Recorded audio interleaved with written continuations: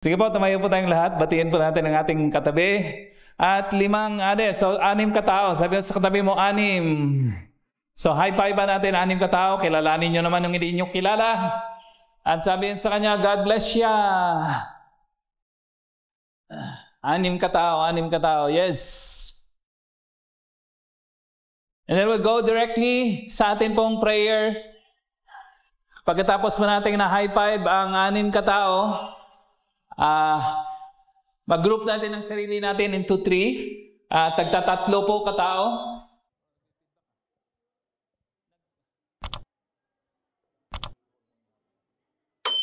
Tatlo katao.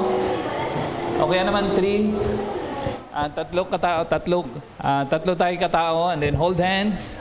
And please don't allow yung ating chairs to hinder you. Kundi malaya po tayong face to face. Tama? And then we'll pray together. Sabay-sabay po tayong magpe-pray. Pagpe-pray po natin yung ating katabi na lalo pang tumangos ang ilong. Amen? Yung pag-aaral, of course, yung family, yung love life. Alam nga naman si Ma'am Sherry lang ang may love life. Are you with me? Dapat, sana all. Hindi. Dapat all. Are you with me? Sabi mo sa katabi mo, dapat meron ka rin. Amen? Pero hindi pa ngayon. Bukas pa. Okay naman sa'yo, 5 years. Okay, so dapat all. Tapos yung iba pang dapat nating ipag-pray. And then please always remember, me also as I share, yung nilagay ni Lord na word sa akin, no? Sa pag-pray nyo rin po ako. At pag-pray po natin yung entire service natin. Mamayang afternoon, we'll be having our SOL recognition and graduation. We'll be praying also sa atin po mga leaders that they will continue to climb higher sa kanilang potential sa paglilingkod kay Lord. Amen? Okay po bang sabay-sabay lang po tayo? Okay? Amen? Okay, sabay-sabay tayo mag-pray. And then after some time, i-close ko na lang na prayer. Are you ready? At the count of 3, 1, 2, 3. Come on, let's go. Let's pray.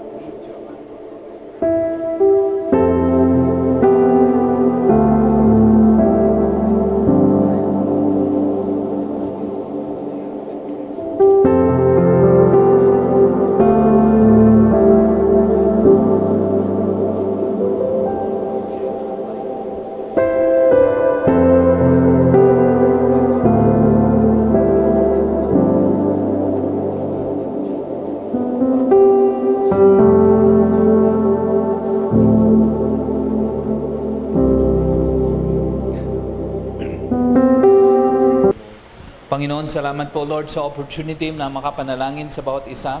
Alam po namin Lord that this is the highest thing na pwede namin magawa sa inyo at sa amin pong mga kaibigan at kapatiran. Yung dadalhin po namin ang kanilang buhay sa inyo sa pananalangin.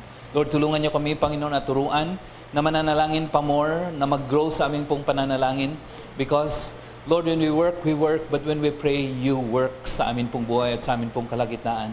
Accomplish, Father God, your purposes sa amin pong buhay at sa buhay po ng mahal namin sa buhay. And we pray, O God, that ang inyong kalooban na siyang masunod sa mundong ito sapagkat ang inyong kalooban is the best, Panginoon, na dapat mangyari sa aming buhay, Lord. If the heavens are higher than the earth, so your ways are higher than our ways. Kaya gusto po namin, Lord, that your will be done sa aming pong buhay sa lahat ng aming pong affairs, sa lahat po ng aming gawain, sa lahat po ng aming ginagawa, Panginoon. And Lord, we bless one another, Lord. Thank you for the opportunity that we can pray for one another. We pray for their families. We pray, Lord, sa kanila pong mga anak, na pagpalain niyo, Lord, ang kanilang pag-aaral. And Lord, sila magtatagumpay sa kanilang paghahanda sa pagtatrabaho. And then they will work, Panginoon, and live out their potentials, Panginoon, serving you in whatever companies and whatever workplaces that they find themselves into. We pray, Lord, sa mga estudyante, kundi, Lord, to bless them and give them greater dreams and visions for their lives. Dalangin po namin, Lord, regardless of kakulangan ng pera, ay dalangin po namin, Lord, na mag-dream po sila, Lord, ng big dreams sa kanilang buhay because you are with them. Tutulungan niyo po sila, tutulungan niyo po kami ma-accomplish ang aming pong dreams sa aming buhay. And Lord, today, we commit to you, Lord, this day, sa graduation namin mayang hapon, kundi, Lord, to thank you, Lord, sa mga training at saka sa mga growth ng bawat leaders po namin na nakikita po namin lahat. And thank you din, Lord, sa bawat isa, Panginoon, who would want to be trained, Panginoon, and go further sa paglilingkod sa inyo. Lord, today, at this point in time, we'd like to honor you, Lord, this day sa morning service. We pray that you will speak to us, O God, as you desire and accomplish your very purpose for this very hour. At the end of this service, Panginoon, your name will be lifted up and your name will be exalted. Panginoon, we want you to know that we love you so much. And it is our joy and our privilege to serve you and to worship you in spirit and truth. Hindi po mabigat sa aming maglingkod sa inyo, Lord, sapagkat ang paglilingkod sa inyo ay aming kagaanganan, Panginoon. Lord, we want you to know that we love you so much and we desire to love you more and more each day. Thank you, Father. We bless you, Father. For this we pray with thanksgiving in Jesus' name and for His sake. Amen and amen. Palakpan po natin si Lord. Okay. High-fivean po natin uli ang ating katabi bago tayo umupo. Sabi mo sa kanya, God bless siya. Okay. Alam po nating lahat, nakatatapos ko lang po mag-preach and mag-series about prayer. And normally po, ako po pa nagpe-prepare po ako ng message or sermon for every Sunday. Ginagawa ko po siya parang Monday or Sunday ng afternoon or Sunday ng gabi or Monday in the morning. I pray kung anong ibibigay ni Lord na message sa akin for next Sunday, no? Are you with me? So, technically speaking, I prepare for the whole week. At kadalasan, morning ng Sunday, saka ko pina-finalize yung outline. Kasi siya, pag pina-finalize ko ng Saturday ng gabi, marami pang dumarating, kaya nadadagdagan, no? So anyway, that's my lifestyle, and I've been pastoring for 35 years. So, ganun po mga kapatid. Minsan hindi lang po ako nag-prepare ng sermon for a week. But technically speaking, the trainings that I have, the readings, the research that I have before would come into bear sa preparation ko even today. No? Ganun po tayo dapat. No? Parang teacher ka, hindi ka lang nag-aral ngayong linggo para si tuturo mo next week. Technically speaking, yung pinag-aralan mo nung bata ka, nung high school ka, nung college, nung elementary, actually, may kinalaman yon sa pagtuturo mo ngayon. Are you with me? Are you following so far? Amen? Ang tawag po natin dyan, training. Kung ikaw ay engineer, ibig sabihin lahat ng pinag-aralan mo, lahat ng experience mo sa buhay, may kinalaman yon sa performance mo sa pagtatrabaho today. So, ganun po yung concept dapat, no? Ganun po dapat ang ating pananaw. Amen? Amen. Okay. So, today, dapat nga po, tapos na po ang aking series about prayer. But as I pray to God, kung anong i-share ko ngayon, prayer pa rin. Sabi mo sa katabi mo, prayer pa rin. Okay, so today, I'll be preaching a last siguro, no? Kakaya naman kay Gina. Amen. Last preaching about prayer as far as the series is concerned, no? Pinamagatan ko po siyang other important guidelines for effective praying, no? Ano pong title? Other Guidelines for Effective Prayer. So, ibig sabihin, karagdagan po ito sa mga natutunan natin. Of course, through the years, but especially sa ating pong series about prayer. No? Okay lang kayo? Amen? Amen. Pwede bang manalangin muna tayo? Amen. So, parang ang dami na nating panalangin. Parang ganito. Ang panalangin dapat hindi po natin kinakasawaan. Amen? And, bakit kamo? Minsan kasi ganito sa ating mind eh. Nag-pray na ako kanina, dapat hindi ko na mag-pray. Naka-attend ako ng cell group last week, dapat hindi na ako ate ng church ngayon. Para bang kung may nagawa tayong something, hindi na natin gagawin yung ibang bagay kasi sa tingin natin, nagawa na natin yung bagay na yun similar sa dapat nating gagawin. Hindi yun applied pagdating sa relationship. Sabi natin relationship. Kunyari, ang magandang illustration lagi ng Lord sa ating relationship sa Kanya ay yung relasyon ng mag-asawa. Husband and wife. Because God is our husband and tayo pong church, tayo pong matao ang Kanyang bride. Tama po ba yun? Are you with me? So kaya magandang illustration lagi ang marriage. Kunyari, nag-breakfast kayo ng asawa mo. Anong ginawa niyo? Nag-breakfast kayo sa City Lights. Sapagkat marami pong lights doon. Amen? Amen? Kaya tinawag ng City Lights kasi maraming lights. Pero hindi po. Dagdag ko na yon. And then, sabi ng asawa mo sa'yo, sweetheart, pwede bang pumunta ka rito sa office, sabayan mo na tayo magmerienda mo miyang hapon. So sabihin mo, teka lang, katatapos lang natin mag-breakfast ha. Magmerienda naman tayo. Dapat hindi natin binibilang yan. Tama po ba mga kapatid? Tama? Because it's a relationship. The more you are together, the more your hearts are intertwined and joined together more and more. Tama po ba? The more yung love ninyo, lalo pang lumalalim. So, ganun po sa paglilingkod kay Lord, hindi natin kinakasawaan. Pag may ginagawa tayong ibang bagay, hindi natin binibilang. Lord, tagal ko na nag-serve sa iyo. Amen? Amen? Ang tagal ko nang nag-amen. Hanggang ngayon, pinag-amen pa ako ni Pastor. Amen? Tama? Bakit hindi po natin yan binibilang? Kasi nga, hindi natin kinakasawaan yung ating relasyon kay Lord. Malinaw po ba? Amen? Tama? So kung meron kang asawa, it's always a privilege na makasama siya sa breakfast, makasama siya sa merienda, makasama siya sa ministry, ganyan. It's always a privilege because yours is a relationship. Hindi ka nagbibilang ng trabaho. Tama po ba? Tama po ba? Nakakita kayo ng magkasintahan na very in love? Na in love. Tama? Yung in love, parang hindi kayo nakaranas o hindi kayo nakakita. Ano ba talaga, mga kapatid? Of course, nakakita na kayo. Kung hindi man kayo na in love, nakakita na kayo. Amen? Tama? Siyempre, pag nakakita kayo ng taong in love, tama? Magkasama na nga sila, sinatid na sa paaralan. And then magkaklase pa. Tama po, mga kapatid? And mamaya konti, magmerienda, magkasamay na naman.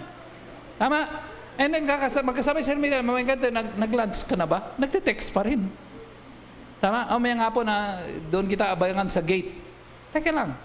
Magkasama na kayo halos tapos mamaya gabi yatid kita. Tama po ba mga kapatid? Are you with me? Pag in love ka, hindi mo binibilang yung panahon that you are together with that person. Because that's a relationship. Sabi natin relationship. So ganun din po tayo, pag may ginagawa tayo kay Lord, hindi natin binibilang. The more that we grow in prayer, the more we pray, the more na gusto nating mag-pray pa more. Tama po? Tama? Napansin ko po minsan, no, pag nag-worship tayo, mga worship leaders natin, on fire, parang hinihila pa tayo para mag-worship kay Lord. Come on! Ganon. Lalo pag si Ate Jonah yan, at saka, come on! At saka si Junel, hinihila tayo. So, minsan pinapadood ko doon sa office. Sabi ko, tinding tila ng mantinding mga worshiper. Pero karamihan sa atin, anong gagawin natin? No? Parang on fire worship tayo lang. Yung ating kanta, kumakanta tayo alright, pero walang feeling, walang fire. Nagigets niyo ko mga kapatid? Pero pag pinanood mo sila, come on! Kulang na lang, hilahin ka eh. Bakit ganon? Sabi mo sa katabi mo, bakit ganon? Bakit ganon? Because the more you worship, the more you desire to worship more. Tama po? Tama?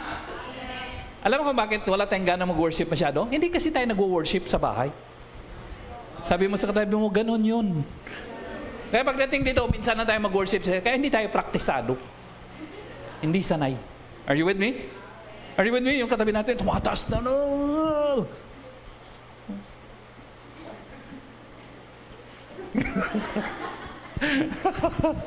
Are you following, mga kapatid? Okay, come on, let's pray together. Father, we thank you, Lord, that you teach us, oh God, how to pray. And thank you, Lord, that it's a privilege to come before you, Lord, in prayer. Speak to your people. And help us, oh God, to know your heart more and more this day. so that we can respond to you in faith. In Christ's name we pray. Amen. Palakpakan po natin si Lord. Yes.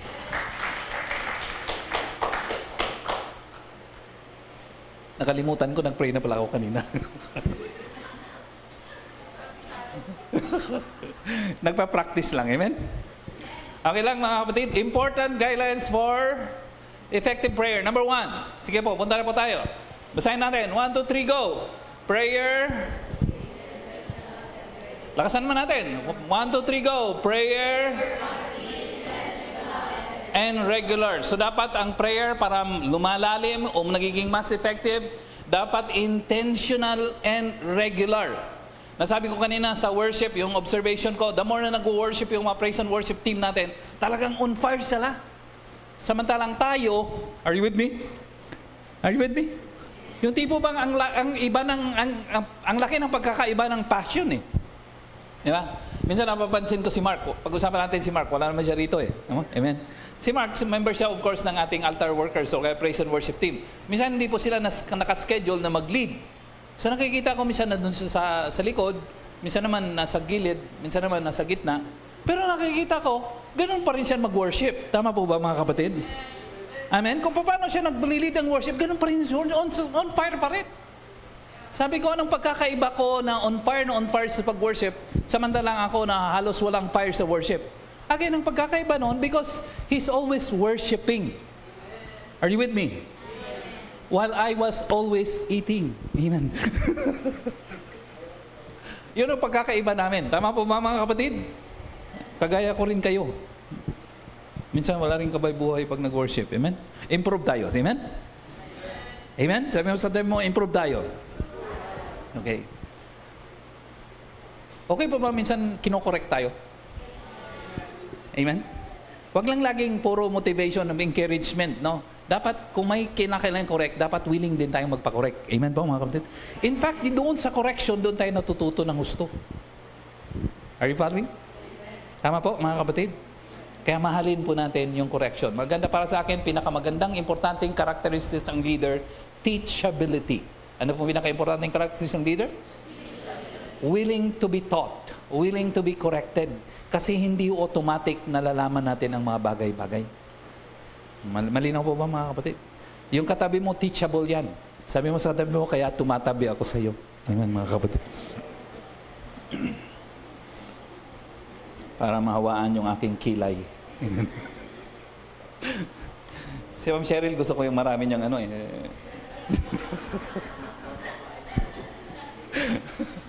Sana all, maraming ano.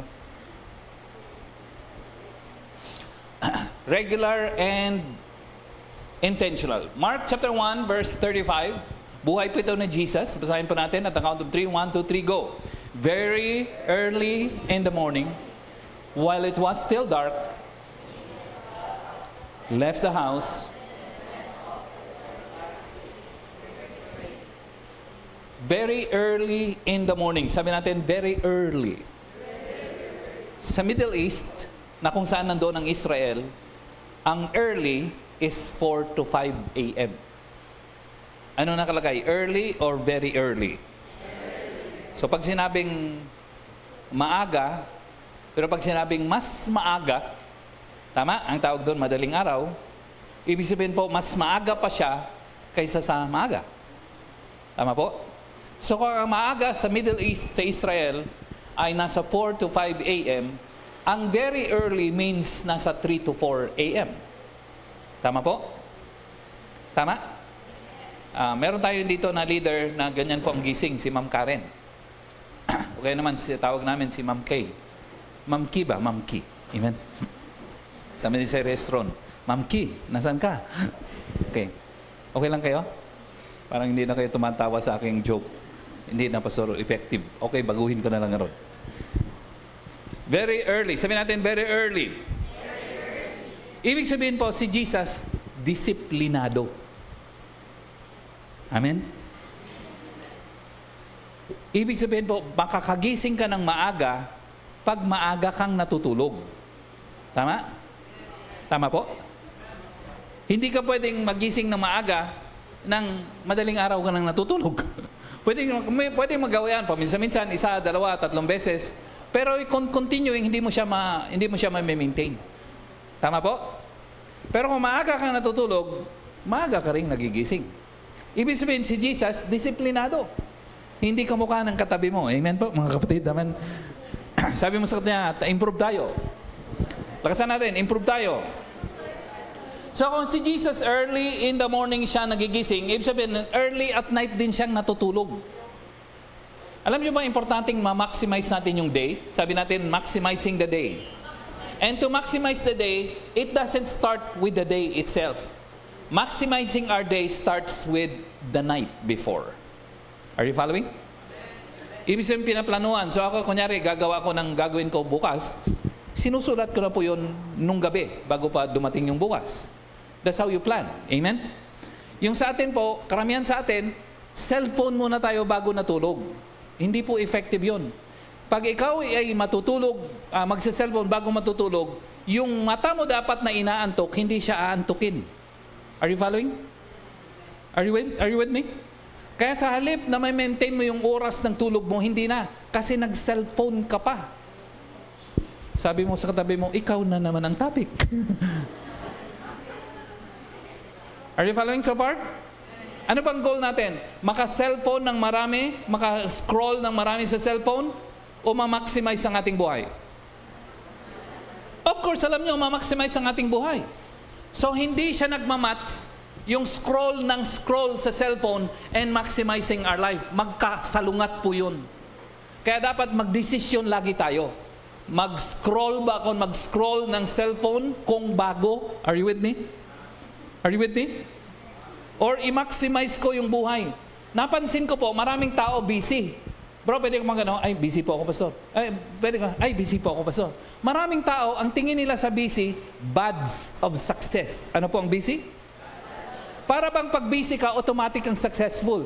Not necessarily. Sabi mo sa tabi mo, not necessarily. Hindi porke busy ka, nagtatagumpay ka. Are you with me? Kasi napansin ko, maraming taong busy dahil hindi sila marunong mag-manage ng time. So kunyari, scroll sila ng scroll sa cellphone hanggang gabi, madaling araw natutulog, kinabukasan, late nagigising. Sa halip na 6 or 7 o'clock, nagigising sila 8, 9, 10. So kung magigising ka ng late, automatically nagkukumahog ka sa iyong gawain. Tama po ba mga kapatid? So maliligo ka sa halip na 15 minutes, maliligo ka na lang ng 3 minutes. Tama po? Tama? Sa halip na kakain ka ng relax na pagkain 5 minutes, kakain ka na lang ng 1 minutes. Tama po?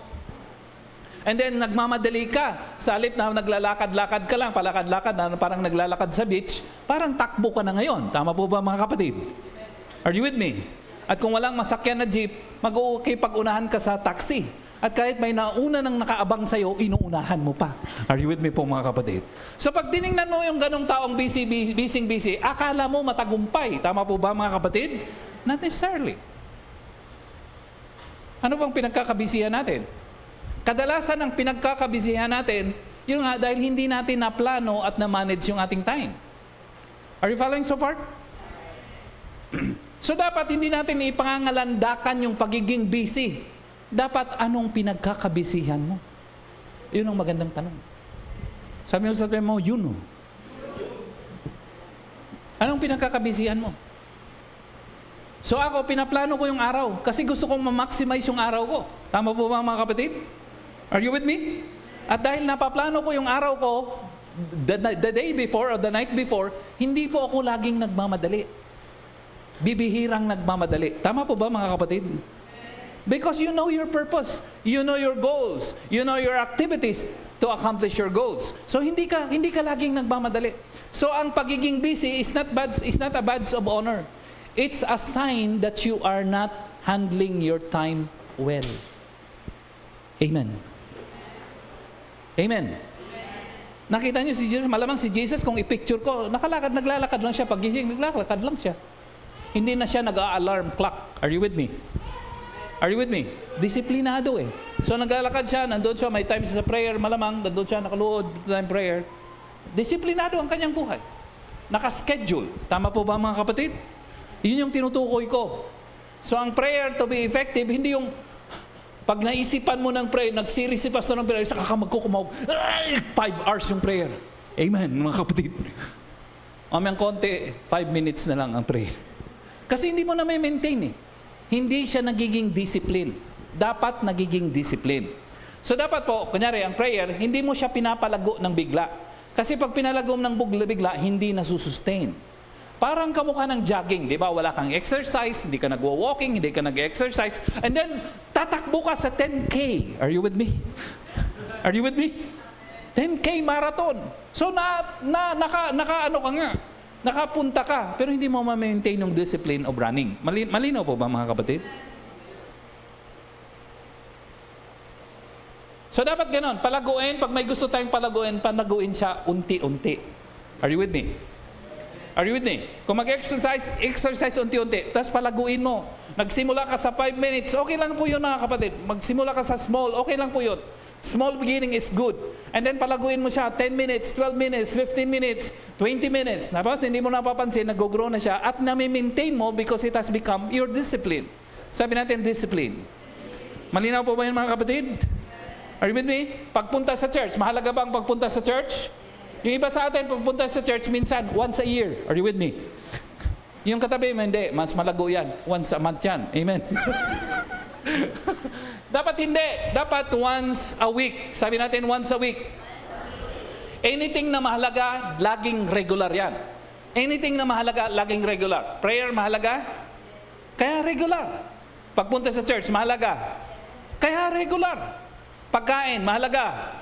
Regular. Pag-toothbrush, mahalaga? Sabi mo sa katabi mo, hindi masyado. Paliligo, lalo nang hindi masyado. Lumayo ka sa akin. Are you there po mga kapatid? Say amen? Are you growing? Are you learning? Amen. So dapat po ganun ang prayer. Ano po yung number 1 point natin? Prayer must be intentional and regular. Number 2, prayer is, basahin natin, 1, 2, 3, go. Prayer is warfare. It's not a preparation for warfare. Ang prayer, laban mismo. Hindi siya naghahanda. Hindi, naghahanda kasi ako sa atake ni Satanas eh. Kaya nagpipray ako para ready ako. Hindi. Ang pananalangin, yun na po yung laban. Are you with me? Are you with me? Tama? It's amazing sa Ephesians chapter 6 verse 11. Pasadahan lang po natin, no? Put on the full armor of God so that you can take your stand against the devil's schemes. Verse 12, sabi niya po doon, for our struggle is not against flesh and blood, but against rulers. So ang pakikipaglaban daw po natin, hindi yung sa katabi natin, hindi sa nang iinis sa atin sa school. Are you with me? Ang kaaway natin, hindi yung mga yon. Ang kaaway natin si Satanas. Are you with me? Ito ang pagkakamali ng maraming believers pagdating kay Satanas. Either, lalo sa grupo natin ng mga conservative evangelicals, ang kakamalian po lagi natin, hindi tayo nagpo-focus kay Satanas at saka sa ginagawa ni Satanas. Ang pagkakamali naman ng ibang mga nandoon sa kaibigan po natin, kapatiran natin doon sa Pentecostal at sa mga Assemblies of God, yung iba naman sa kanila, tinitingnan nila lahat naman ng pangyayari ay gawa ni Satanas. Are you with me? Bakit ka nag-fail sa klase? Kalukuhan ni Satanas. Are you with me mga kapatid? Hindi ka nag-aral. Are you with me? Bumagsak ka sa subject, ay si Satanas talaga, ina-atake ako. Hindi, tulog ka ng tulog, hindi ka nag-aral eh. So, tinitingnan lahat ng... Pero sa atin po, nasa conservative evangelical churches, ang kamalian po natin lagi is that hindi tayo nagpo-focus sa spiritual warfare. Okay? So, that's a weakness. Kasi dapat balance. Sabi natin balance. Totoo bang may Diyos? Totoo may Satanas? Totoo yun. So, dapat balance lang. Si Satanas, pag ikaw yung naging believer, naging Kristiyano, automatically, target ka na ng attack ni Satanas. Pastor, wala akong ginagawa sa kanya. Kahit na. Pag ikaw ay na kay Kristo, ang tawag sa iyo, Army of the Living God. Ano po tayo? Sa iba, soldiers of the cross. Sundalo ni Kristo. Sabi mo sa tabi mo, sundalo ka pala. Akala ko muse. Amen. Pag sundalo ka mga kapatid, ibig sabihin po mga kapatid, target ka. Alala ko po nung kami nasa probinsya, sa Capiz, marami pong mga NPAs doon. Nice people around. Are you with me? Sige pa, samahan niyo si Lara, pumapalakpak eh, kaya nakakaya naman. Yan po ang sabi ng nanay namin, Nay, sabi ko, ang dami daw NPAs dito sa atin. Oh, anak, meron. Ha? Di ba nakakatakot yung mga yan? Hindi, anak, hindi. There are nice people around.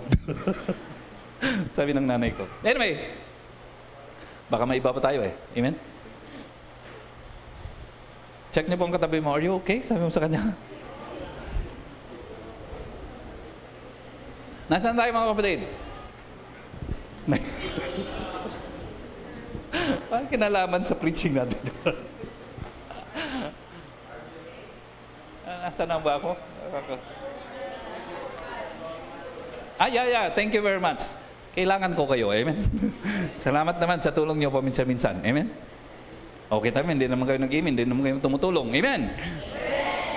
Okay. Saan nga uli? Diyan rin? Army, yeah. Sundalo ni Kristo. So pag sundalo ka po mga kapatid, noong una doon sa amin po, pag ikaw ay pulis o kaya sundalo, kahit wala kang ginagawa sa NPA, target ka ng liquidation. Are you with me? Are you with me?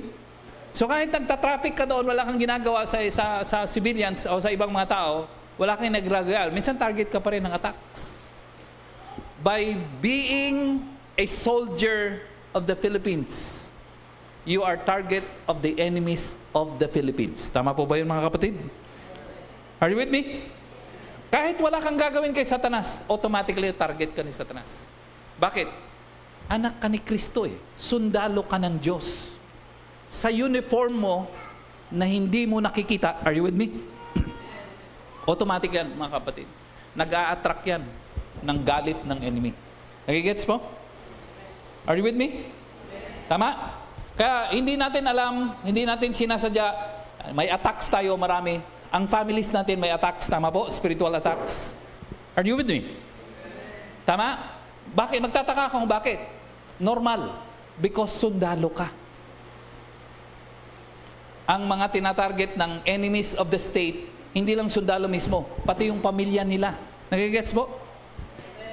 Are you with me? So in the same breath, mga kapatid, tayo din bilang sundalo ni Kristo, automatically target tayo ng kalaban, ni Satanas. Ang kalaban natin, hindi tao. Nagigets? Nagigets? Ang kalaban natin, demonyo. Sino po yung demonyo? Dating anghel, dahil pinalayas na ni Lord doon sa langit, hindi na anghel. Kasi ang anghel is messenger of God. Ano po ang ibig sabihin ng anghel? Messenger of God. Inuutusan ni Lord, tagatulong ni Lord. So dahil pag demonyo ka, hindi ka na sumusunod kay Lord, hindi ka na messenger of God. Kaya ang tawag sa nila demons because they oppose God. Nagigets po natin mga kapatid? So kung demonyo na sila, ino-oppose na si Lord, siyempre kung anong plano ni Lord, si Lord may plano sa buhay mo na maganda, si Lord may plano si Lord na maganda sa mundong ito, so anong ginagawa ng demonyo? Ino-oppose yung plano na maganda ng Lord para mangyari. Plano ba ni Lord, magkaroon ka ng magandang buhay? Yes, nakaplano yan. Sabi mo sa tabi mo, nakaplano yan. So nang galing-galing sa atin, pigilan ka niya para ma-accomplish yung magandang plano. Kaya bibigyan ka niya ng love life. Amen. Amen. Sa hindi tamang panahon. Pero sa amin ni na Ma'am Cheryl, tama. Okay ba? At ni Roger, amen.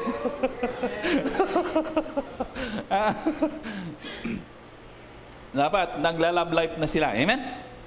Gets mo mga kapatid? Tama? Ang mga bagay na maganda, kunyari ang love life, galing kay Lord o kay Satanas? Kay Lord, tama po yun. Pero may tamang timing doon eh. Tama po ba mga kapatid? Are you with me? Tama, kasi pag hilaw yung mangga, mapait. Pag hinog yung mangga, ano po siya? Matamis. So ganoon din po, yung mga gift ni Lord sa atin, dapat tamang timing. Ang love life, mabuti yan. Kasi very fulfilling ang love relationship. Tama po ba yun mga kapatid? The closest na relationship na binigay ng Lord sa atin, maliban sa ating relationship kay Lord, ay yung relationship ng mag-asawa. The best decision, maliban sa ating pananampalataya kay Lord, ay yung makapagpili ka ng tamang asawa. That's the best decision and the best relationship. Kaya dapat pag-igihan. Tama po ba yan mga kapatid? Kung kayo po'y lalaki at may mga lalaki in the house, say amen. Bago man ligaw, pag-igihan mo ang pananalangin. Amen po ba mga kapatid? Kasi sa ating mga lalaki, minsan nagbabago yung ating isip. Oo, wala nang amen. Kaya pag may nagustuhan ka, huwag ka kang humakbang. Baka di mo tuloy. Tama po ba mga kapatid?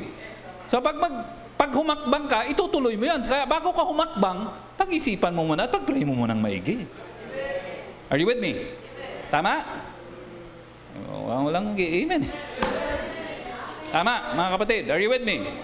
So, yung ating levels of prayer, yung ating levels of relationship, ano po yon? Friendship. Ano pong una? Kaibigan mo na, group mo na mga kapatid, no? Habang pinagpipray mo, tama po ba mga kapatid? Pagkatapos, friendship with a purpose. Anong pangalawa?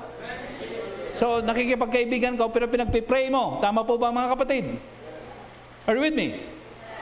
Tama. Pangatlo, courtship. Anong pangatlo? So, pinag-pray mo, nakipagkaibigan, pinag-pray mo ng maigi at matagal. Kung nakapag-desisyon ka, saka ka mag-court ng maayos. Amen! Pangapat, relationship. Ano pangapat?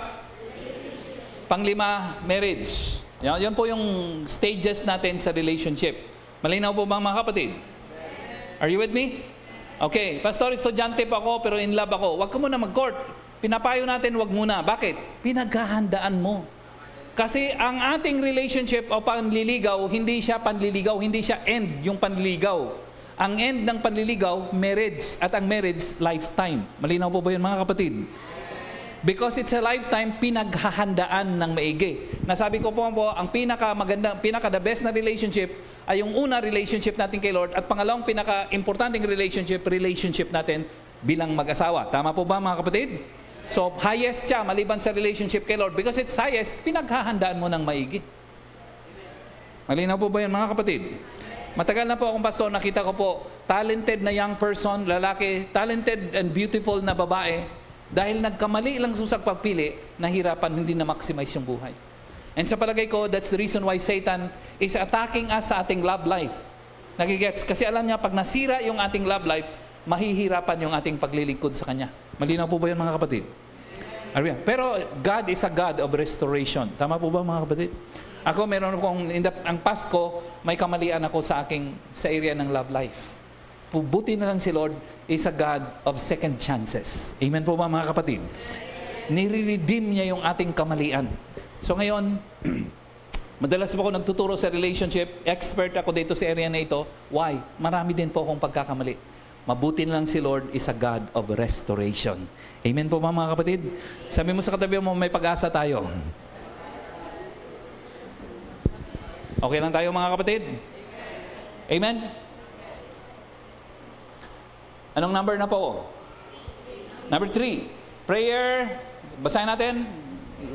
Prayer requires persistence. Ibig sabihin po mga kapatid, pag nagpe-pray tayo, kadalasan po talaga, no? Ako, marami akong prayer request lagi. At siguro po mga 90-95% ang nakita ko na through the years, tinutugon ni Lord. Ibig sabihin, ako'y naniniwala, lahat naman na may tugon si Lord eh. Tama? Hindi lang kaagad. Pero ang point lang talaga is that magpe-pray ka ng tuloy-tuloy. Nagigets? Minsan nagtanong ako kay Lord, bakit kaya kadalasang prayer namin, Lord, ay matagal muna bago namin ma-realize? Sa tingin ko, wala namang problema kay Lord sa pagbigay sa ating request eh. Ang problema, nasa sa ating puso, nasa sa ating pagtanggap. Alam niyo po ba, pag ang regalo, hindi timing, pwedeng ikasira ka ng regalo. Alam niyo po ba yon? Are you with me? Kunyari, love life, is that a gift or hindi? It's a gift. Pero pag binigay o kinuha mo siya ng maaga, minsan hindi siya nagiging gift. Tama po ba? Tama? Nagiging pabigat, nagiging curse. Tama? Tama? So ibig sabihin po, buti na lang si Lord, hindi niya binibigay sa atin kaagad yung ating mga pinagpipray. Tama? Tama kasi alam niya, ikakasira natin eh. I like yung buhay ni Joseph. Ano pong pangalan? Si Joseph, meron siyang pangarap na galing kay Lord. Tama? At ang pangarap niya is mag-lead ng Israel. And then, wala naman siyang kasalanan, pero kinakailangan niya mag-go through sa lahat ng maraming problema. Tama po? Amen? Binetray siya ng mga kapatid niya, ng mga people closest to him. By the way, ang masakit na bagay ay yung i-betray ka, hindi lang ng kaibigan, but people you expect na sumusuporta sa'yo. Kaya pag ang nagbibetray sa atin, mga loved ones natin, masakit na masakit talaga. So, ganun po si Joseph. But anyway, punta po siya doon, faithful pa rin siya, inakusahan siyang rapist, at ikinulong siya, another form of the trial, tama ang kanyang buhay. But you know, 17 years si Joseph na nag-suffer. Ilang years? And finally, nung siya I think 32 yata, hinirang po siya na second in command kay Pharaoh. Saka siya binigyan ng matinding tungkulin. Pwede niya bang maranasan yung magandang tungkulin without suffering the 17 years of persecution and problem? Of course. Sabi mo sa katabi mo, of course. Pero pag wala tayong suffering, wala tayong trials, walang preparation yung ating heart. Pag walang adversities, walang preparation yung heart natin. Ang leader, pag nagtatagumpay ng walang problema, hindi siya magiging effective na leader. Are you with me? Are you with me? Kaya nakikita nyo po kahit sa kumpanya, yung mga manager at saka yung mga CEOs, yung may-ari ng kumpanya o kaya chairman of the board, yung mga presidente ng kumpanya, na galing sa baba. Ibig sabihin po, nag-janitor, ibig sabihin nagsimula sa humble position. Are you with me? When they occupy the highest position in the office, alam nilang compassionate sila. Naiintindihan nila ang buhay ng janitor. Tama po ba mga kapatid? Kasi nag-janitor sila eh. Naiintindihan nila ang buhay nila ng mga rank and file. Kasi naranasan nila. Naranasan nilang apihin. Naranasan din silang ma-misquote. Are you with me? Ang effective na leader, yung maraming pinagdaanan. Kasi nauunawaan niya yung pinagdadaanan din ng mga tao. Are you with me? Tama? Ganun din po si Joseph. Pwede naman siya mapunta doon without the trials, without the problems. But he will not be effective. In fact, that position, kung wala siyang trials na pinagdaanan, would have destroyed him. Amen? Ang blessing natin, kung walang character na nagsusuporta sa ating blessing, masisira po tayo. Amen? Ganito po ang maling mindset ng maraming Kristiyano eh. Gusto natin ng blessing ng walang problems. Maling-mali yan. Hindi pwedeng magkakaroon ng problems ng magkakaroon ng blessings ng walang problems. Ang blessings lagi, ang tunay na blessings nananatili, at ang nananatiling blessings laging accompanied by a lot of challenges and problems, even failures. Amen? Amen. Tama? Kita po tayo bata walang pera, mga magulang mahirap. And then a working student, tama po ba mga kapatid? Nag-janitor, nag-security guard habang nagpa-part-time, habang nag-aaral. After 10 years, nakagraduate din sa college. Are you with me? Then nag-testimony. Ano pong masasabi niyo? Salamat po sapagkat ang dami ko pong pinagdaanan. Pero salamat sa Diyos, tinulungan. Makita niyo po mga kapatid, punong-puno ng pasasalamat yan. Pag pinag-igihan mo, pag tiningnan mo ang kanyang buhay, yung buhay nun tuloy-tuloy na magtatagumpay. Nakigets mo natin mga kapatid? Because he or she knew the lessons. Natutunan niya na yung leksyon. Eh. Kaya hindi na yun mawawala sa kanya. Are you with me? Are you with me? Diba? Ako po, marami po akong failures in life. Hindi ko po yung nagmamalaki. Pero yun po ang katotohanan sa buhay ko. Marami po akong failures in life. But today, I'm effective because I learned so much from my failures. Amen po, mga kapatid? Amen? Marami akong temptations, especially in the flesh, that I failed in the past. Today, I have a lot of, maybe more temptations in the flesh. But I overcome them by the help of God, of course. Amen po ba, mga kapatid? Bakit po kaya? Natuto na ako doon sa pagkakamali. Tama po ba, mga kapatid? Are you with me? Kung marami kang problema, marami kang failures in buhay, marami kang natutunan, magiging mas effective ka. Amen? Amen? Kaya nakita niyo po sa Bible, laging pinipili ni Lord, hindi naman yung magagaling eh. Yung pinipili niya lagi, yung my heart talaga eh. Kunyari si Joseph, 13, 17 years siya bago siya nangat ni Lord. Si Moses, 40 years. Pastor, bakit ganun? 40 years si Moses, si Joseph, 13, 17 lang years. May iba-iba kasing tao eh. Tama po ba mga kapatid? Minsan yung pruning ni Lord sa atin, minsan it takes 10 years, yung iba it takes 20 years, yung iba 30 years, yung iba 40 years, yung iba 50 years. iba-iba tayo eh. May unique situation tayo and circumstances in life. But ang common denominator, ang pinaka-parehong denominator natin is that ginagamit ni Lord ang trials to prune our character. Amen po mga kapatid? Amen? Alam mo pag hindi na-prune yung ating character, magmamayabang tayo. Amen? Konting tagumpay, magmamayabang ka. Are you with me? Ako nagpapasalamat ako sa maraming trials ko sa buhay because it forced me. They forced me to be humble. Amen po mga kapatid? And dahil alam kong humble ako, I will be more effective leaders in the years to come. Amen po mga kapatid? Amen? Alam ko kung anong binigay ni Lord, may iingatan ko yon. Kasi marami akong pain na pinagdaanan. Nagigets po mga kapatid? Yeah? Alam mo kung wala kang pain, madali mong itapon yung mga blessings. Sayang. Sabi mo sa tabi mo, science. Amen? Amen? Sorry ng lesson sa science. Number ano na tayo? Number 4. Prayer. Basahin natin. 1, 2, 3, go. Prayer does not change God's agenda. But it changes our agenda. Gusto ko pong i-hammer home talaga itong point na ito. We don't go to God para bakliin si Lord, yung kamay ng Lord. Hindi siya nadadala. Akala natin nadadala siya sa iyak. Hindi na nadadala si Lord sa iyak. Are you with me? He is a compassionate God, but He is not like us. Tama po ba mga kapatid? Minsan nadadala tayo, nadadaya tayo sa luha eh. No?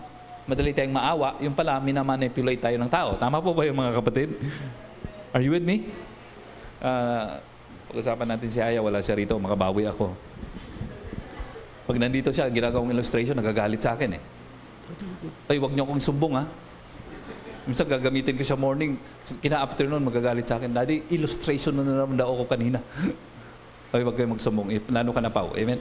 Hindi, si Pao nagsusumbong. Amen? Siyempre, magaling manghingi si Haya sa akin. Daddy, galing mag-explain eh. Daddy,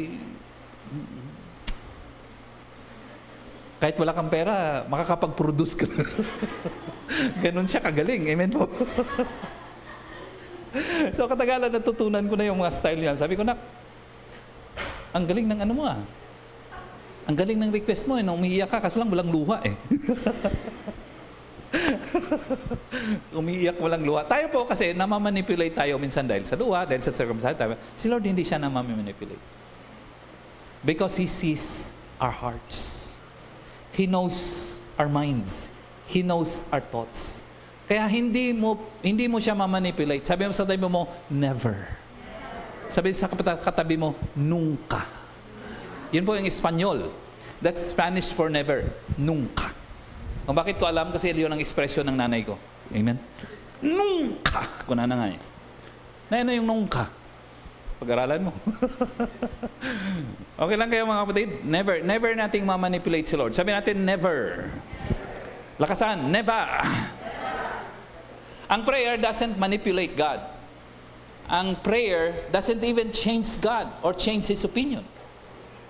Ang prayer nag-change ng ating opinion. Tama po ba yun mga kapatid? Lord, ang ganda-ganda ng babaeng yan. Sana yung bigay mo sa akin ng kalooban mo, pero siya dapat. Amen? Hindi natin mamanipulate si Lord. Hindi pwede. Are you with me? Manang nag-i-amen na malalaki, mukhang style nyo yan. Ha? Amen? So it doesn't change God's agenda.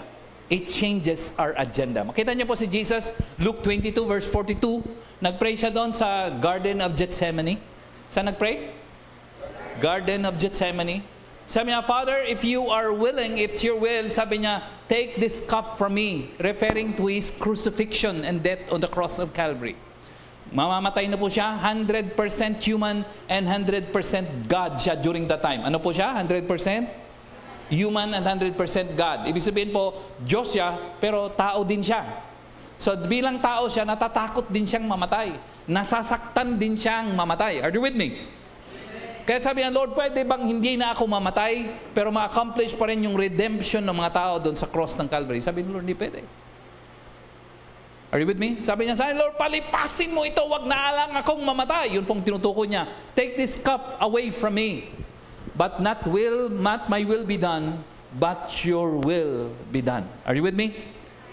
Ayaw ko to, Lord. Pero sabi niya, kung anong gusto mong mangyari at hindi yun ang gusto kong mangyari. Are you with me?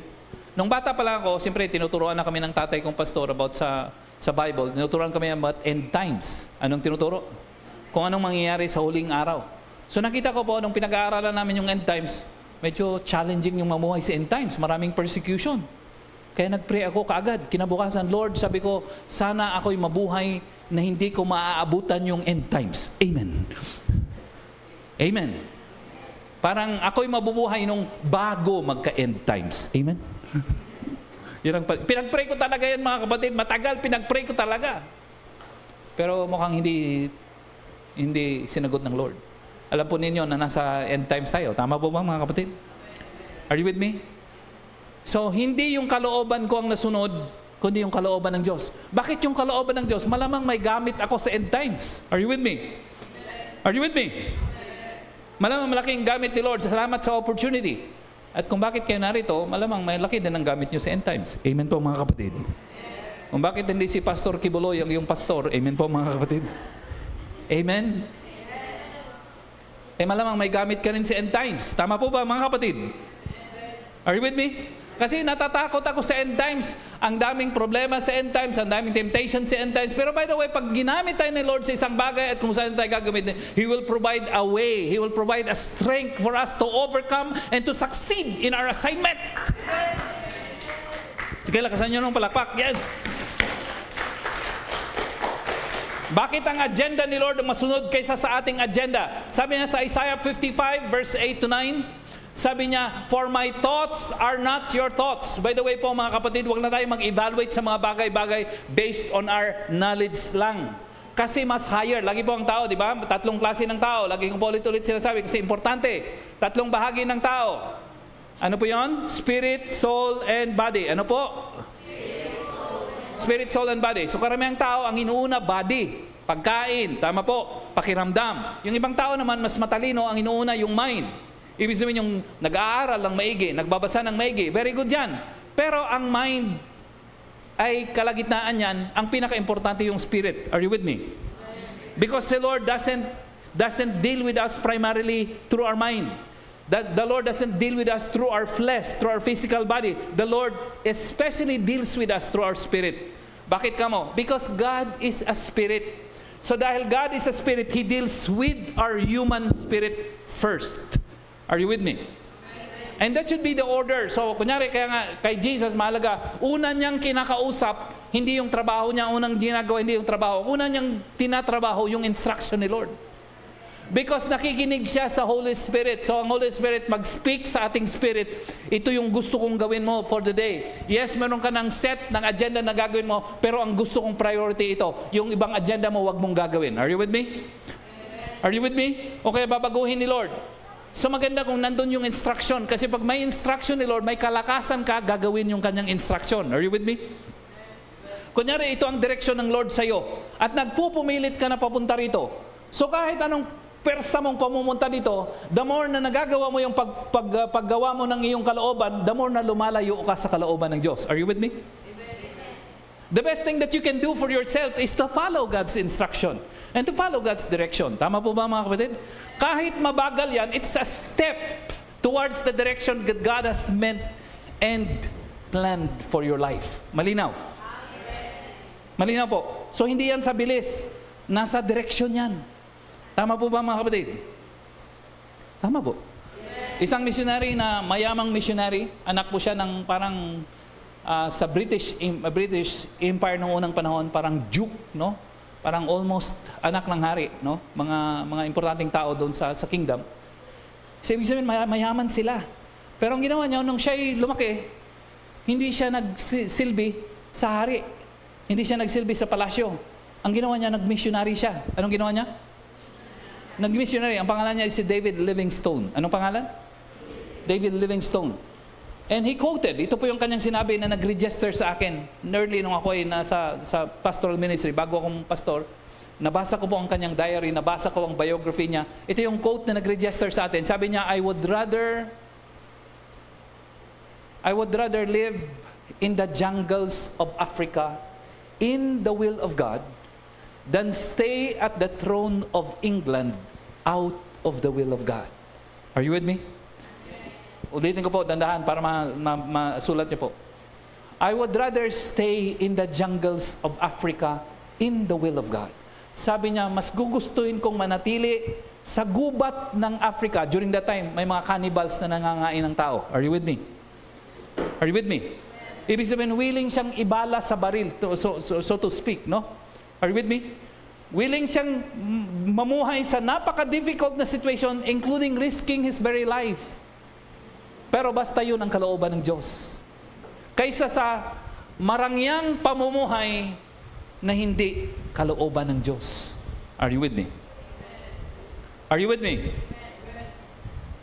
Bakit niya gusto na nasa kalooban ng Diyos ang kanyang pamumuhay? Because kung nasa kalooban ka ng Diyos, kahit ano pang problemang pagdadaanan mo, kahit ibala ka pa sa kanyon, sabi ng nanay ko, hindi ka matatakot. Because God is your protection. Amen. Ano mang difficulties paghaharapan mo, basta kalooban ng Diyos yun, hindi ka matatakot. Because ang Diyos ng mga Diyos, ang hari ng mga hari, God Almighty. Ibig sabihin, pag sinabing God Almighty, maraming panahon ng Bible, ang God tinutukoy God Almighty, Father Almighty. Bakit Almighty ang tawag? Ibig sabihin, makapangyarihan sa pinakamakapangyarihan. Yun ang ibig sabihin. Are you with me? So kung kasama yung pinakamakapangyarihan sa pinakamakapangyarihan, ibig sabihin, wala kang dapat takot. You're safe. You're protected. Tama po ba, mga kapatid? Are you with me? So kung kasama mo si Lord sa pagtahak ng iyong future, sabi mo sa tabi mo, future. Hindi ka matatakot. Kahit wala kang pera. Are you with me? Kahit kamukha ko, marami kang pagkakamali. Ngayon, inayos mo ang buhay mo. Nasa kalooban ka ng Lord. Hindi ka matatakot sa iyong future. Are you with me? Tama po ba, mga kapatid? Yun ang pamumuhay na kasama si Lord. Okay lang? Amen? Magtapos na ako kasi hindi na kayo nag-amen. Ang tawag sa prayer is basic life. Anong tawag sa prayer? Basic life. By the way, meron tayong ibang basic life maliban sa prayer. Of course, itong series na ito, ang pinukusan ko po is about prayer. Pero meron tayong ibang basic life na kailangan din natin gawin maliban lang sa prayer. Pwede bang enumerate ko sa inyo kung ano pa yung iba? Or i-remind? Are you with me? Kahit hindi na kayo sumasagot. Amen? Okay. Sikuhin mo naman katabi mo. Mag-amen ka naman. Amen po, mga kapatid. Okay. Prayer is a basic life of believer. Basic life. Sulat niyo po ito, mga kapatid. Number 1 is prayer. Anong number 1? Prayer. Pastor, bakit tinawag na basic life? It's yung basic. Tama? Meron ba kayong kilalang estudyante na nag-jump na kagad high school, hindi nag-elementary? Wala. Are you with me? Are you with me? Kasi basic muna bago ang advance. Tama po? Tama. Okay, so ito dapat mastery natin kasi basic siya eh. Anong number 1 ay prayer. Number 2 ay Bible reading o kaya devo. O kaya naman devotionals natin tinatawag. Tinuturo po natin ito sa encounter, pero alam ko naman po, mga kapatid, dapat nire-remind sa atin regularly. Amen? Tama? Because lahat tayo nakakalimot, lalo na po yung katabi. Amen? Amen. So anong pangalawa? Bible reading or devotional life. Pangatlo, Sunday Cell Celebration. Ano tong service tawag natin dito? Sunday Celebration. Sa ibang churches, tawag nila Divine Service. Maraming pong tawag ito. Pero yun nga po, sa atin ang tawag natin dito, Sunday Cell Celebration. Pero yun pong ibig sabihin nun. Pastor, di ba, tapos number 4 ay cell group. Anong number 4? Cell group. No? Pangapat ay cell group. By the way, Hebrews chapter 4, 4 ba? 10? 10. Hebrews chapter 10, verse 24 to 25. Okay? Huwag kayong magpa-distract kay Kuya Roger. Amen? Nang di-distract talaga yun. Hindi. Yun po talaga. Kasi ibig sabihin po, dapat nag-ano po tayo, nagtatapos. No? Okay. Hebrews 10:24, let us consider how we may spur one another on toward love and good deeds. Verse 25, let us not give up meeting together, and some are in the habit of doing. But let us encourage one another, and all the more as you see the day approaching. Sabi niya rito, wag daw po nating isuko, wag nating kalimutan yung ating pag-uugali na nagtitipon-tipon na magkakapatiran. Are you with me? Are you with me? Bakit? Anong purpose? Ang purpose is to encourage one another. So ganito po, sa cell group, nagtitipon-tipon din po tayo once a week, pero smaller group yon. Sabi natin, smaller group. So kaming taga-Tamawan kunyari, o kaya kaming mga married couples, nagsasama-sama kami doon kunyari sa Tamawan, nagfe-fellowship kami, nagpapalakasan kami. Tama po? Pero konti lang kami doon, mga 8 kami, mga 10, mga 12. Tama? So pag pumunta ako dito sa ating Sunday Cell Celebration, marami po tayo. Are you with me? Are you with me? So makita natin yung bawat isa, nai-encourage tayo. Pag ipag-pray tayo ng bawat isa, nai-encourage tayo. Pag pinag-pray natin yung iba, nai-encourage tayo. Pag napapakinig tayo ng word ni Lord, naka-encourage tayo. Are you with me? Amen. Habang nag-i-amen tayo, nai-encourage tayo. Amen. Tama. Habang gumagawa tayong ministry skills, yun yung purpose nun. So ang purpose nun kung bakit nagtitipon sa small group at nagtitipon sa bigger group is para ma-encourage natin ang bawat isa. Ang tawag doon, basic life. Anong tawag? Dapat nating gawin pareho. Ang mali ng iba ganito. Sabi ko nga po kanina, binibilang nila yung paglilingkod nila kay Lord. Naka-attend na ako last year sa Calvary. Amen? So dapat anniversary na ako babalik.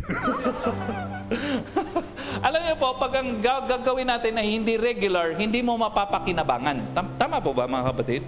Hindi mo mapapakinabangan ang benefit. Kung nagtututbrush ka once a year, naku mga kapatid, upod na yung ngipin mo. Tama po ba mga kapatid? Kung naliligo ka once a month, naku, delikado ka. Amen. Amen. Pag ang bagay na regular dapat, hindi mo ginagawang regular, hindi mo makukuha ang benefits, ang full benefits. Malinaw po ba yan mga kapatid? Ako po, anak ako ng pastor, marami akong, nag-backslide ako ng almost 10 years, nakapanumbalik ako kay Lord, at hindi na po ako nag-backslide noon mula noon hanggang ngayon. Pero may mga panahon po, nagmumuntik-muntikan po ako mag-backslide. So may mga panahon po na sabi ko, last ko na talagang Sunday ito. Last na ka na. Magpaalam lang ako. Are you with me? So maten ako ng church, plano ko magpaalam sa pastor, tatay ko. Amen. To worship pa lang mga kapatid, nagwo-worship pa lang, hymnal pa yun, hymnal, walang masyadong ano yung hymnal pa lang. Naku mga kapatid, ng hymnal na yun, kinakanta namin, tumatama sa puso ko. So umiiyak na ako, kumakanta pa lang kami, umiiyak na. So nag-i-speak ng Holy Spirit sa akin. So sabi ko, Lord, hindi na ako magbabackslide. Amen po mga kapatid, amen? Amen? May mga panahon naman, sabi ko, last ko na talaga ito. Ang gagawin ko, hindi ako attend ng praise and worship para hindi ako makarinig ng kanta. Amen po mga kapatid. Kasi baka magbago isip ko eh. So po mga kapatid, so punta ko doon, pakinggan ko naman ang preaching. Tama, simpleng preaching. Naku mga kapatid, tama na naman sa akin. Desisyon naman ako, hindi na ako mag-backslide, Lord. Amen po mga kapatid. One day, na-discourage naman ako, ganito gagawin ko, hindi ako a-attend ng kanta. Are you with me? Are you with me? Hindi. Bago mag-preach yung pastor, aalis na ako. Amen? Para hindi ako mapigilan. Amen? Galing, no? Ang galing. Parang ikaw lang. Amen? Ganito po mga plano ko, hindi na ako makikinig sa preaching. Ito pa, mga kapatid, nagpipray lang yung isang leader. Hindi preaching yun, kasi plano kong malis. Nagpipray lang siya. Simpleng panata. Tumatama na naman. Nakita ko yung kaibigan. Sabi ko, ako nagdala nito, ako nag-invite nito ah. Ako, nag-grow na siya kay Lord. Nang-incited na naglingkod kay Lord. Are you with me po mga kapatid? Tapos iiwanan ko. Ibig sabihin, yung modeling ko sa kanya, sisirain ko din ang kanyang... Nakikigas niya po ako mga kapatid. Sabi ko, hindi pwedeng umalis ako. Are you with me? Yun yung purpose ng pagtitipon. We encourage. Kaya sabi ng Bible, huwag niyong kaligtaan. Anong sabi ng Bible? Ibig sabihin, huwag kang mawala every week. Yun po ibig sabihin. Amen. Amen. So dapat naka-mindset tayo. Pag linggo, hindi ka pwedeng mawawala. Amen. Pag cell group, hindi ka pwedeng mawawala. Hindi mo binibilang, naka-attend ako ng cell group, hindi na ako nag-church muna ngayon. Ay, hindi, wag mong bilangin. Ang relationship kay Lord, hindi binibilang. Ay, amen. nasabi ko po kanina sa mag-asawa, yun po ang relasyon natin kay Lord, bride and groom, ang description natin sa Bible. Ibig sabihin ang relationship na yun, habang nag-i-spend ka doon sa mahal mo, hindi mo binibilang, at habang nag-i-spend ka, lumalalim ang inyong relationship. Tama? Alam niyo ba, balang araw pupunta tayo sa langit? Ilang panahon tayo magstay sa langit? Forever. Sabi mo sa amin, forever. Ano sa Tagalog? Habang buhay. Walang katapusan. Hindi ba, pastor, nakakasawa si Lord? Hindi. Kasi meron tayong relationship kay Lord. Malinaw? Malinaw? Kaya dito, pag nag-worship ka, hindi nakakasawa. Gusto mo mag-worship pa more. Pag nagpe-pray ka, gusto mo mag-pray pa more. Pag nagsaserve ka kay Lord, gusto mo pang mag-serve kay God more. Yun pong ibig sabihin nun. Amen? Kaya mula ngayon, huwag mong bilangin kung ilan yung paglilingkod kay Lord. Magpasalamat ka kay Lord. Alam niyo po, habang lumalalim ako kay Lord, nagiging easy yung ibang mga bagay. Ako kasi matrabaho ako, saka systematic ako, no? Nagmamadali ako sa prayer kasi para magawa ko na yung aking mga readings. Pero the more I spend time with God in prayer, dumadali yung mga ginagawa ko dapat. Are you with me? Minsan may mga panahon po, nagka-counsel ako sa tao, 3 hours, 2 hours. Tapos hindi ko pa alam kung paano i-counsel ko kasi ang hirap-hirap. So the more I spend time with God in prayer, dumadali yung ginagawa ko. Yung 3 hours, nagiging 2 hours na lang and 59 minutes. Minsan 1 oras, minsan 30 minutes, minsan 15 minutes. Dumadali nga eh. Not because of me, but the Lord prepares the work that I do. Amen? Amen? Tama. Yeah, mag-aaral ka pa rin, pero mag-pray ka at dadali ang iyong pag-aaral. Amen. Number 5, ano sa basic life natin? Ano po yon mga kapatid? Prayer, Bible reading. Ano pong pangatlo?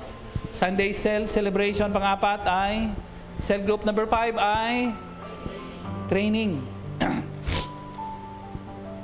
Nakapunta na kayo sa ibang churches eh. Alam ko, sigurado ako doon. At kung hindi pa, pumunta din kayo. Amen? Ang isang unique natin dito sa ating church sa Calvary, importante sa atin ang training. Tanungin niyo ko kung bakit. Kasi galing po ako sa traditional church na walang training. Wala. Anak ako ng pastor, 6.5 years old pa lang ako nakakilala kay Lord.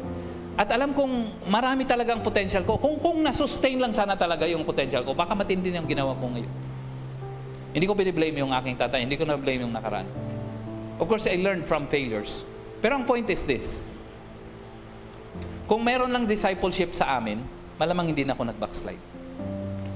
Malamang ang dami ko nang nagawa kay Lord. Sana wala yung mga taong in-influence ko ng kalokohan. Sana hindi nasira ang buhay niya. Pero dahil walang discipleship sa amin, of course, maraming ginawa ang tatay ko na mabuti. Amen po, mga kapatid? Amen? And salamat sa Diyos sa kanyang buhay. Walang perfect na tao. Ako, balang araw pag namatay ako, may mga bagay nila kung hindi nagawa. Malinaw po ba, mga kapatid? Amen? Kaya nung ako'y nagpastor, importante ang discipleship. Amen? Ano po ang discipleship? Di ba ang church hindi nagliligtas ng tao? Yes, hindi nagliligtas ang church ng tao. Anong gamit ng church? Ang gamit ng church, pagkatapos mong maligtas, ititrain ka, i-equip ka, para magamit ka ng Diyos fully sa kanyang purpose. Malinaw po ba yun, mga kapatid? Amen? Ulitin ko ang church hindi nagliligtas sa tao. Pagpunta ka dito sa church, hindi ka pupunta sa langit dahil pumunta ka sa church. Hindi. Ang nagka-qualify sa atin para pumunta sa langit, dahil si Lord, pinanampalatayahan natin, tinanggap natin bilang Panginoon at tagapagligtas. Malinaw? Malinaw? Kaya yung tao doon sa cross, yung thief doon sa cross, di ba? Lord, remember me when you go to paradise. Sabi ni Lord sa kanya, dahil ako'y pinanampalatayahan mo, lumapit ka sa akin, nanampalataya ka sa akin, tama? Today, you will be with me in paradise. Ngayon, kasama na kita sa paraiso sa langit. Tinanggap si Lord, nanampalataya kay Lord, napatawad ang kasalanan, pupunta siya sa langit. Tama? Kaso lang namatay na siya eh. Wala na siyang panahon para maglingkod kay Lord. Tama po? Tama? Eh tayo, hindi pa tayo mamamatay eh. Mahaba pa buhay natin. Amen po, mga kapatid? Sabi mo sa katabi mo, lalo ka na. Mahaba pa buhay natin. Lahat tayo, mahaba pa buhay natin. Amen. So dahil mahabang buhay natin, gagamitin dapat ang buhay natin sa paglilingkod kay Lord. para yung ibang tao, maligtas din.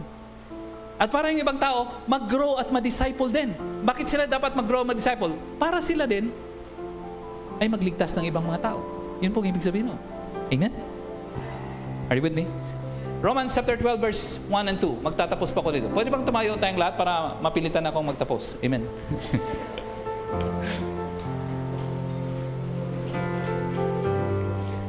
Minsan kasi sumasama ang tingin sa akin ni John Rin.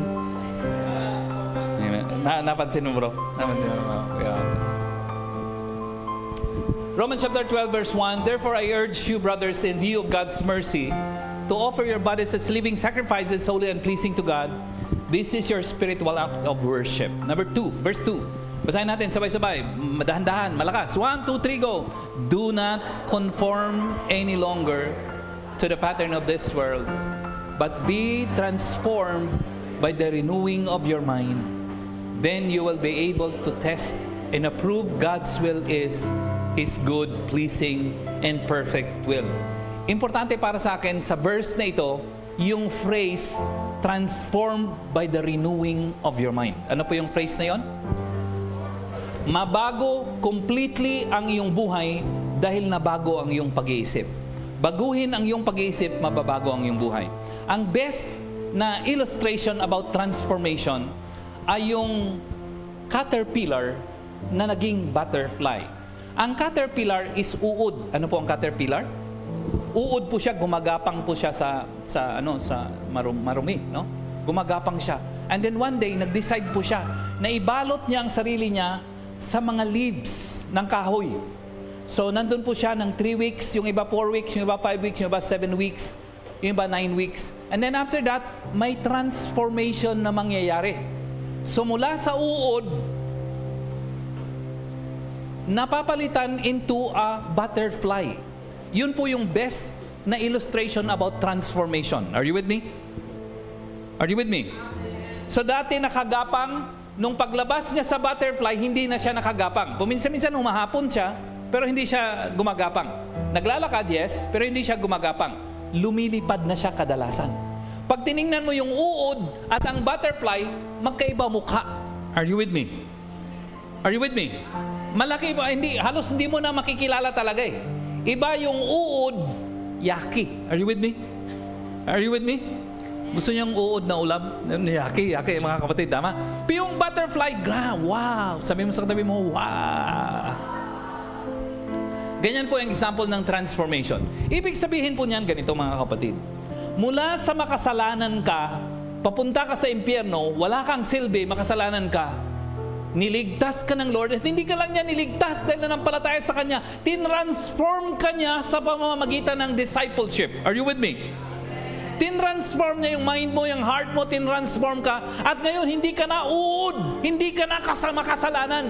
Anak ka na ng Diyos. Pag nagkasala ka, hindi ka na babalik sa uod. Are you with me? Kamukha ng butterfly, never na ang butterfly magiging uod again. Sabi mo sa tabi mo, never again. Never again. Hindi po pwedeng mangyayari yan. Ang tao, itong mali ng iba, no? Kaya nga po ulit-ulit kong sinasabi ito. Pag ang tao tumanggap kay Lord, napalitan ang kanyang identity. Makasalanan siya dati, ngayon ay anak na siya ng Diyos. Ano po siya ngayon? Pag anak ka na ng Lord, hindi ka pa perfect, magkakasala ka pa rin. Anong mangyayari sa'yo? Babalik ka, pagiging makasalanan? Hindi na. Dati makasalanan ka, wala kang Diyos. Ngayon meron ka ng Diyos. Pag nagkasala ka, nagkakasala ka bilang anak ng Diyos. Are you with me? Pag nagkasala ka bilang anak ng Diyos, hindi ka na babalik sa dati. Magko-confess ka at patatawarin ka ng Diyos. Amen po mga kapatid? Nung si Haya, binasag niya yung aking mug na may picture kong makakapal pa ang aking buhok. Are you with me? Galit ako sa kanya. Pinagalitan ko siya. Pero mula noon ba, hindi ko na siya naging anak uli? Hindi, anak ko pa rin. Kasi kahit anong gawin, nandun ang DNA ko sa kanyang buhay. Are you with me? So nanatili siyang anak, naapekto ng aming relationship, pero nag-repent siya. Daddy, walang luha. So pinatawad, restore ang relationship. Malinaw po ba yung mga kapatid? Amen? Dati makasalanan tayo, tinanggap natin si Lord, anak na tayo ng Diyos. Ngayon, bilang anak ng Diyos, may levels. Sabi natin levels. May levels of spiritual maturity. Number 1 is children. Anong number 1? gatas ang iniinom bago mananampalataya. Pero habang nag-grow ka kay Lord, nag-church ka, nagsa-cell group ka, nagbabasa ka ng Bible, nagpe-pray ka, lalago ka, young men and young women. Ano po yun? Marunong ka na mag-devotion, marunong ka na mag-spiritual warfare, hindi ka na basta-basta natatalo sa temptation. Pag natalo ka sa temptation, nakakabalik ka na ng maayos. And then balang araw, mag-grow ka towards fathering o kaya mothering. Ano? Mother or spiritual father. Ano pong ginagawa ng mother and spiritual father? Nanganganak. Sa atin din church, marami tayong bata dito na mothers na and fathers. Hindi po literally, kundi spiritually. Bata sila, pero nagli-lead na sila ng ibang tao. Ang tawag natin sa kanila, cell group leader. Anong tawag? Yung ating whole point ng training natin, may equipping tayo, di ba? Yung mga bata kasi, tinitrain natin sa elementary, para from elementary, magiging high school, magiging kabataan. Tama po ba yung mga kapatid? And then yung mga kabataan, tinitrain din natin tuloy, tawag sa kanilang training natin, SOL. Amen. So habang tinitrain sila ng mas advanced, magiging yung youth nila na magaling sila, magiging father sila and spiritual mother. Kahit bata pa sila, hindi na sila, dati nililid sila ng iba, ng mentor, pero ngayon sila nang nagli-lead ng ibang tao. Tama po ba yun mga kapatid? Are you with me? Ang tawag sa kanila spiritual mother, spiritual leader. Ang tawag natin sa church sa kanila, dito sa church, sila ang pinaka-importante nating leaders. Ang tawag natin sa kanila, cell group leaders. Amen? Parang napapagod yata na kayo sa tayo. Lakasan nyo ng amen, amen. Amen. Now, ito, totoo ba ang cell group leader na na-discourage? Amen? Kunyari ako pastor. Pag na-discourage ako, anong dapat kong gawin? Mag-resign ba ako bilang pastor? At hindi na ako magpapastor habang buhay? At hindi na rin ako magli-lead? Ang gagawin ko, tago-upo na lang sa likod. Amen! Is that the right action or attitude? Hindi. Dapat pag na-discourage ako, magpahinga ako. Amen po mga kapatid. O kaya hanap ako ng tao, magka-counsel sa akin para matanggal ang discouragement ko. Malinaw po ba yun mga kapatid? O kaya magpahinga ako for 1 month. Pagkapahinga, balik ako down sa dati kong posisyon. Tama po ba mga kapatid? Kasi maraming nangangailangan sa akin. Tama po ba mga kapatid? Amen. Now, pag cell group leader ba na na-discourage? Come on, say with me. Yes. Anong gagawin mo pag na-discourage? Pag na-discourage ka, bumalik ka dati. Minsan kasi cell group leader na-discourage, naku, cell member na lang. Amen. Hindi amen mo ang kailangan namin. Amen po mga kapatid. Kailangan ka ng maraming tao. Amen po mga kapatid. So kung cell leader ka, balikan mo yung dati mong posisyon. Because it's not about position. It's about opportunity to impact lives for eternity. Amen? Amen. Okay.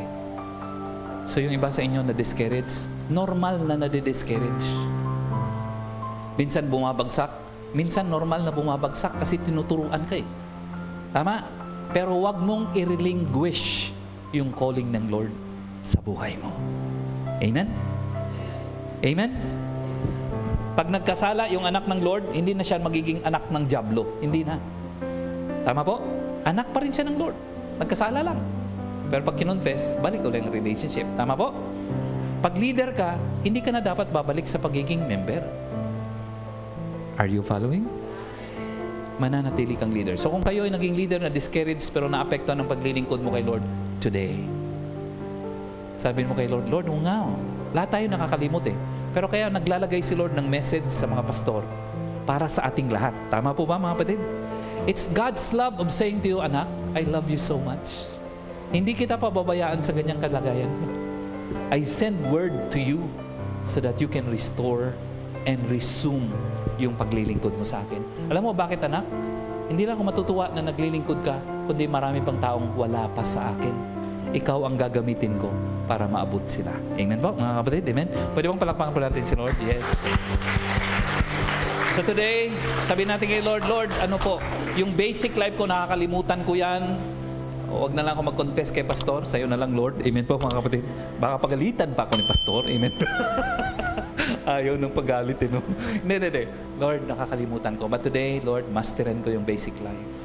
Lord, kung ako ay little child, ang aking level sa aking spiritual maturity, Lord, mag-grow ako.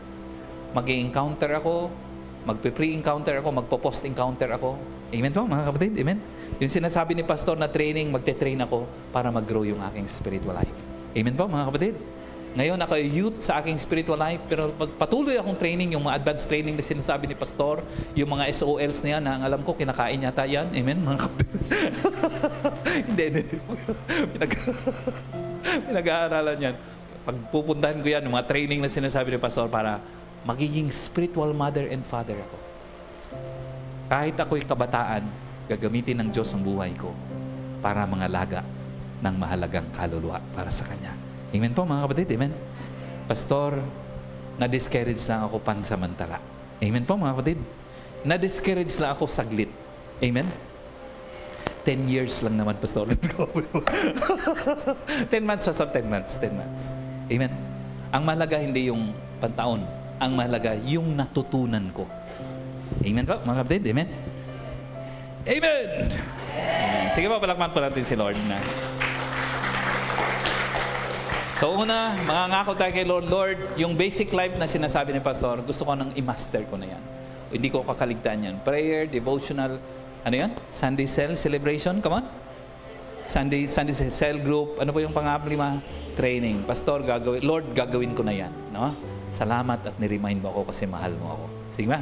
Taas po natin ang kamay natin. Sige po, mga kapatid. Lord, thank you God sapagkat nilagay mo kami, Panginoon, sa posisyon na kung saan matutulungan mo kami, Lord, sa magitan ng prayer and word. Because, Lord, in praying, it's not about our agenda. It's about your agenda. Kasi, Lord, kung agenda namin na masusunod, hindi naman yan, Lord, magbabago ng buhay ng tao. Hindi naman, Lord, makakatulong sa mundo, malamang. Pero kung agenda mo, Lord, ang masunod, magta-transform ng buhay ng nations of the world. We want your agenda sa aming buhay. We want your will sa aming buhay, Panginoon. We would rather live at the jungles in the Philippines and Africa in the will of God rather than stay in the throne of England, in the throne ng mundong ito out of the will of God. Salamat po, Lord, sa inyong kalooban because yung kalooban mo is the best para sa aming buhay. Lord, tulungan niyo po kaming lahat na ma-master namin yung basics sa aming spiritual life. Yung prayer, yung Bible reading, yung pag-attend ng Sunday cell celebration, yung cell group, Lord, at yung training. Pagpalain mo, Lord, ang bawat isa.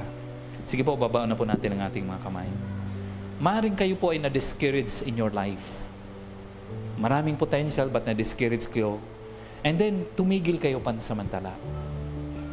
The Lord has put this message malamang sa aking puso para paalalahanan kayo at sabihin sa iyo, Nak, mahal na mahal kita. Gusto kong manumbalik ka sa akin, hindi dahil gusto ko lang. Hindi, gusto kong manumbalik ka sa akin kasi gagamitin kita sa iba pang mga tao.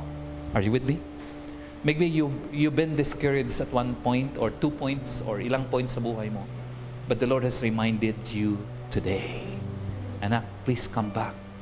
I want you to use you so that more salvation will come sa buhay ng mga tao. So kung kayo po yun, na-discourage kayo in the past, tumigil kayo in the past, but si Lord wants you to come back, itaas niyo po ang inyong kanang kamay and I'll pray for you. Sige lang po, mga kapatid. Father, we thank you, Lord, that you love us so much.